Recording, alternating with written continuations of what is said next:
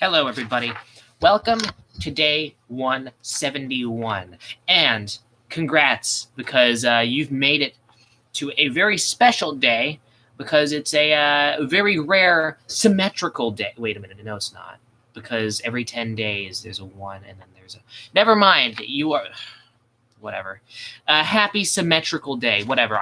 It's not as special as I'm making it out to be, but whatever. Happy symmetrical number day. 171 is not really a symmetrical number, but when it comes to flipping the numbers around and not actually flipping the symbols of the numbers around, it is a symmetrical number day.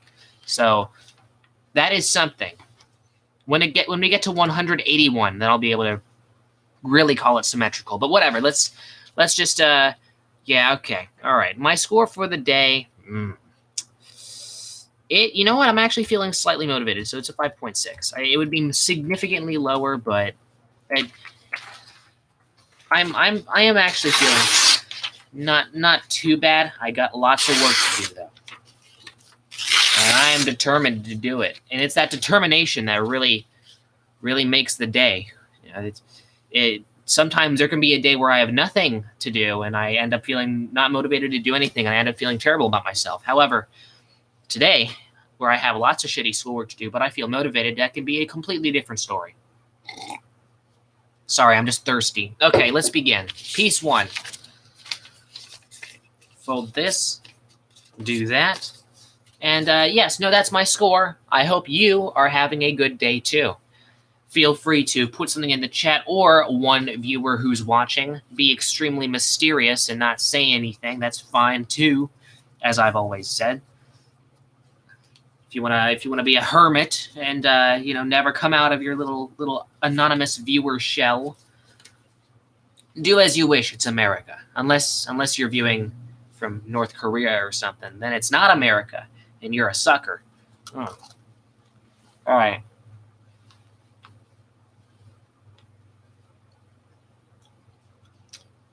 And maybe now this one viewer has stayed completely silent. It could just be one of my family. It could be one of my cousins or one of my aunts or something like that. Which, now that I'm thinking about it, is more possible now that I just did like 4 paper streams in their house, and they're a little more aware. Also, they're going to be coming back over here. They're going to be coming back over to my place, which is going to be so exciting. Man, I need more of those guys in my life. All right, well.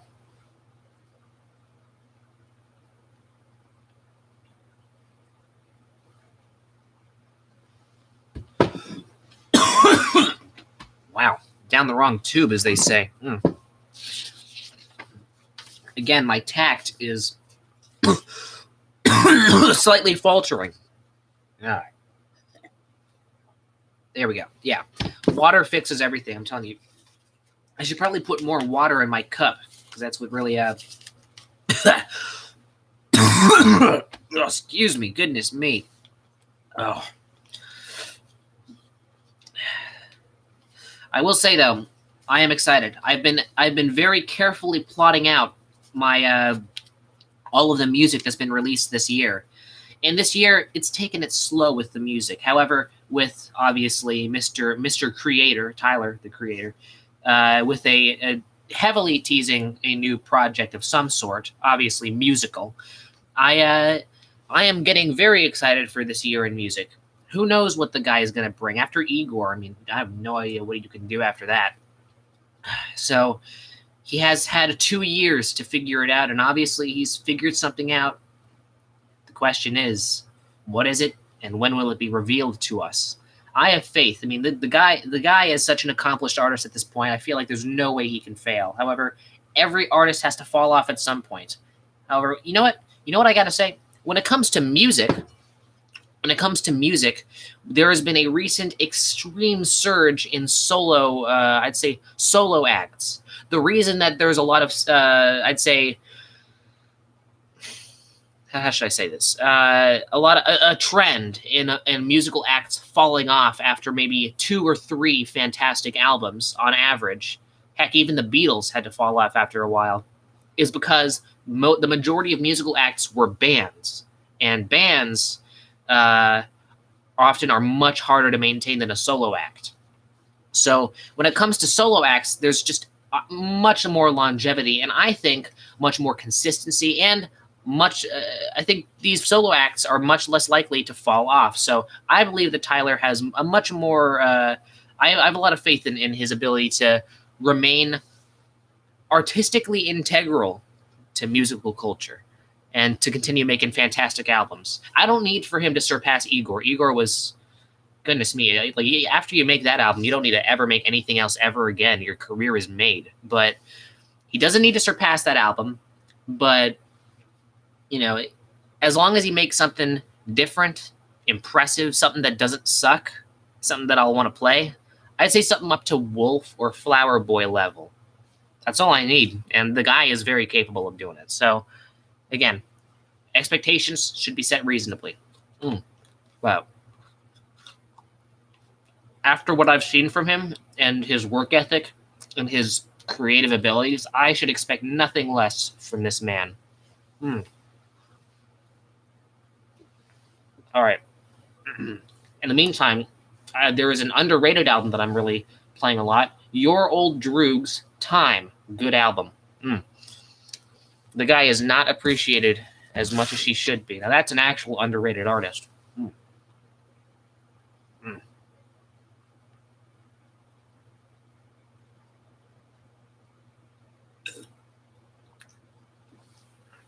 When it comes to production, I'd say that album's pretty low-key.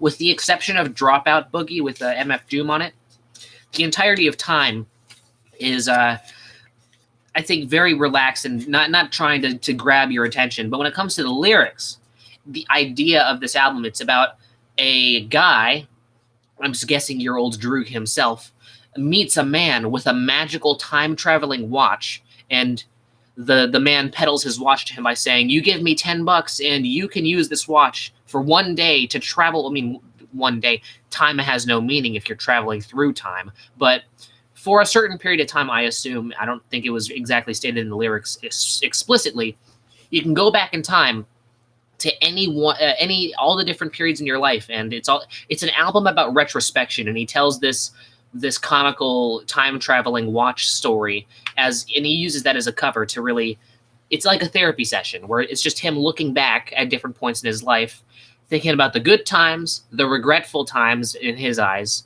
and stuff he should have done better, and things that he didn't realize until years passed, and he realized, wow, that this was certainly something about this time period, or I should have done this, or man, that was an opportunity that I squandered, or I didn't appreciate this thing while I had it. Very heartfelt. And you can tell the guy, Your Old Droog, he puts a lot of effort into his projects. And I even think that the production and the whole sound of the project is superb. I love it. So for an album that like very little people are giving proper attention, Time is pretty great.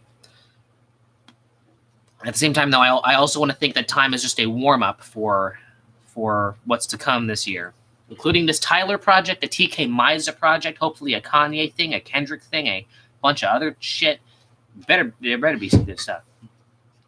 Because I've been underwhelmed this year. I'd say best albums this year, really 4 of them: Roadrunner, Promises, Haram, Sound Ancestors. That's pretty much it. So Madlib, Sound Ancestors, Armand Hammer, Haram, Brockhampton, Roadrunner, New Light, New Machine, and Floating Points and Pharoah Sanders and the London Symphony Orchestra's Promises. Good album. Okay. Final piece. Man, I am so proud of this one viewer for staying right here through my whole rant. Thank you, whoever this anonymous viewer is. Most likely a family member.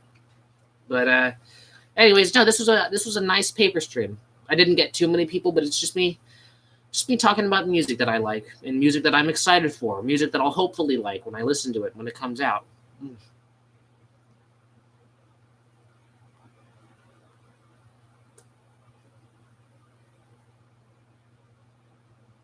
All right.